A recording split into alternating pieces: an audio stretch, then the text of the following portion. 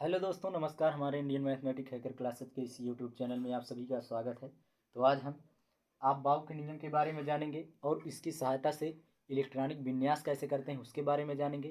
तो देर न करते हुए हम शुरुआत करते हैं। सबसे पहले हम आप बाव का नियम जानेंगे। तो आप बाव क्या है? जर्मन भाषा का एक शब्द है। और आप बाव ने क्या किया? अपना एक नियम दिया जिसकी सहायता से हम विभिन्न तत्वों का क्या कर सकते हैं? इलेक्ट्रॉनिक विन्यास कर सकते हैं। तो चलिए देखते हैं क्या है आप बाव का नियम। तो आप बाव का नियम लिखने के लिए हम सबसे पहले क्या करते हैं? संख्या को एक क्रम में लिखकर सजाते हैं। सबसे पहले क्या करेंगे? एक को एक बार और दो को दो बार। उसके बाद क्या आता है? दो के बाद तीन आता है तो हम तीन को तीन बार लिख लेंगे। तीन के बाद क्या आता है? चार आता है तो चार को हम क्या करेंगे? चार बार लिख देंगे।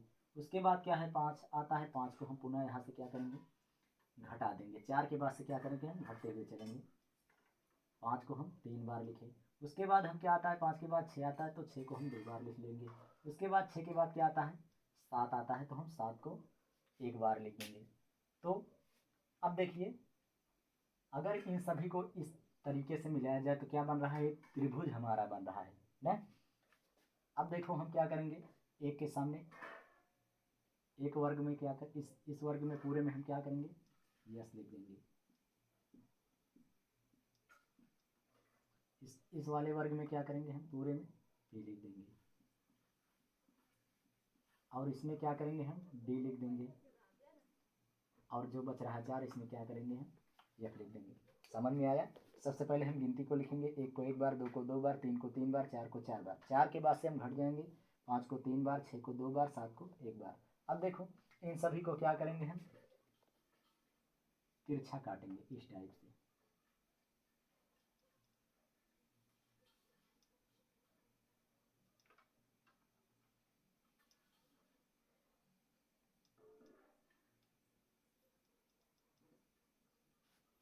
काट दिए।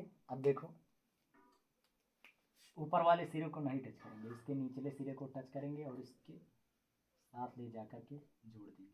इधर से फिर वही काम करेंगे। इसको ऐसे जोड़ देंगे, इसको ऐसे जोड़ देंगे, इसको ऐसे जोड़ देंगे।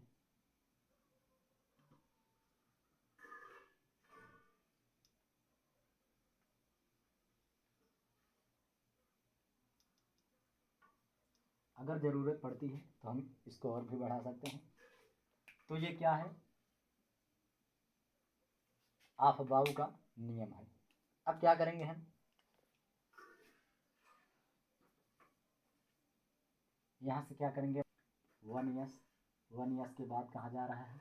वन यस से हम आए तो कहाँ आए? To yes. टू यस के बाद से बढ़ता हुआ क्रम क्या मिला? To P. टू पी के बाद क्या मिला? Three yes. थ्री यस के बाद थ्री पी। थ्री पी के बाद फोर यस। और फोर यस के बाद थ्री डी। थ्री डी के बाद फोर पी। फोर पी के बाद फाइव यस। फाइव यस के बाद फोर डी। फोर डी के बाद फाइव पी। फाइव पी के बाद सिक्स यस। सिक्स एस के बाद फोर एफ। फोर एफ के बाद फाइव पी। फाइव डी के बाद सिक्स पी। और सिक्स पी के बाद सेवन एस। ये क्या हुए? ये ऊर्जा स्तरों का क्या है? ये बढ़ता हुआ क्रम है। अब देखिए यस क्या है हमारा? यस पी और डी एफ ये क्या है? हमारे उपकोष हैं। यस पी डी एफ ये क्या है? हमारे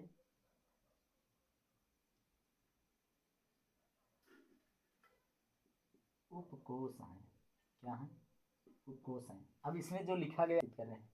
अब देखिए यस उपकोष में कक्षकों की संख्या। यस उपकोष में एक कक्षक होते हैं। पी उपकोष में तीन कक्षक होते हैं।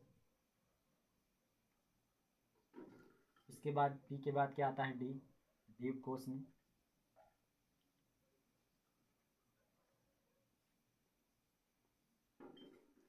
पांच कक्षक।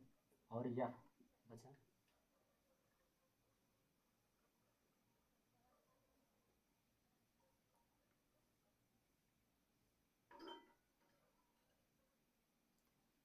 समझ में आया। यस उपकोष में 1 ऑर्बिटल, पी उपकोष में 3 ऑर्बिटल, डी उपकोष में 5 ऑर्बिटल और एफ उपकोष में 7 ऑर्बिटल। अब बात आती है ऑर्बिटल। तो प्रत्येक ऑर्बिटल यानी एक ऑर्बिटल में अधिकतम 2 इलेक्ट्रॉन रह सकते हैं, 2 से 3 इलेक्ट्रॉन नहीं रह सकते हैं। जैसे हमारा यस उपकोष में 1 ऑर्बिटल है तो इसमें सिर्फ 2 इलेक्ट्रॉन रख सकते हैं। यस में अधिकतम 2 इलेक्ट्रॉन, क्योंकि यस में ऑर्बिटल की संख्या कितनी है 1, और यस में ऑर्बिटल की जब संख्या 1 होगी तो एक ऑर्बिटल में हमने क्या बताया 2 इलेक्ट्रॉन, तो अधिकतम कितने इलेक्ट्रॉन हो सकते हैं 2 इलेक्ट्रॉन। उसके बाद आती है बात पी उपकोष की। तो पी में अधिकतम, पी में कितने उपकोष हैं 1 2 3, तो एक ऑर्बिटल में 2 इलेक्ट्रॉन, तो 3 ऑर्बिटल इसमें है तो 2 3 6, तो इसमें पी में कितने इलेक्ट्रॉन हो सकते हैं 6 इलेक्ट्रॉन। अब बात आती है डी। तो डी में अधिकतम, डी में कितने ऑर्बिटल हैं 1 2 3 4 5, और एक ऑर्बिटल में 2 इलेक्ट्रॉन, तो 5 ऑर्बिटल है तो 2 पंचे 10, यानी डी में अधिकतम 10 इलेक्ट्रॉन। डी के बाद क्या आता है एफ। तो एफ में अधिकतम, एफ में कितने ऑर्बिटल हैं 1 2 3 4 5 6 7, तो एफ में अधिकतम कितने इलेक्ट्रॉन होंगे 7 दूनी 14, तो एफ में कितने इलेक्ट्रॉन भरे जा सकते हैं 14 इलेक्ट्रॉन भरे जा सकते हैं। अब सुनिए, एक ऑर्बिटल में 2 इलेक्ट्रॉन रह सकते हैं, तो हम इस टाइप से, और इलेक्ट्रॉन क्या होते हैं एक दूसरे के विपरीत दिशा में होते हैं, यानी एक क्लॉकवाइज तो दूसरा क्या होगा एंटी क्लॉकवाइज। समझ में आया। तो इसी तरीके से जैसे इसमें एक ऑर्बिटल है तो इसमें 2 इलेक्ट्रॉन, एक क्लॉकवाइज रहेगा एक एंटी क्लॉक। और जैसे हमें पी उपकोष में 3 ऑर्बिटल है, अगर हमको इलेक्ट्रॉन भरना होगा तो सबसे पहले हम एक एक कक्षक में एक एक इलेक्ट्रॉन भर जाने के बाद ही हम दूसरा इलेक्ट्रॉन भरते हैं। जैसे देखो ये हमारा पी उपकोष है और इसमें ऑर्बिटल की संख्या कितनी है 3, और हमको इसमें भरना कितना इलेक्ट्रॉन है 6 इलेक्ट्रॉन भरना है। पी में कितने इलेक्ट्रॉन होते हैं 6 से हम कम भी भर सकते हैं।